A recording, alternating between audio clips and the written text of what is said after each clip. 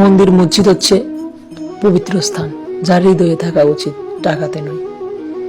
যেহেতু আমি সনাতন ধর্মের সন্তান, মসজিদের ছবি দেওয়া না দেওয়া নিয়ে আমার বলার অধিকার নাই।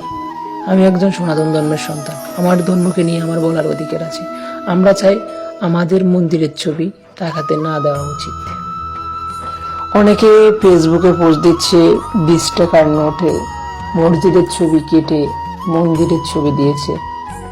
তাদেরকে বলতেছি, ভাই আমি ব্যাংকে জব করি, এরকম টাকা এখনো আসেনি, প্রকাশ করেনি, এখনো পুরানো টাকা দেখতে পাচ্ছেন আমাদের কাছে।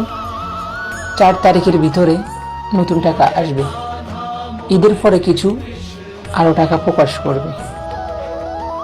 কিন্তু আমরা অনুরোধ করব, আমাদের মন্দিরের ছবি টাকাতে না দেওয়া উচিত।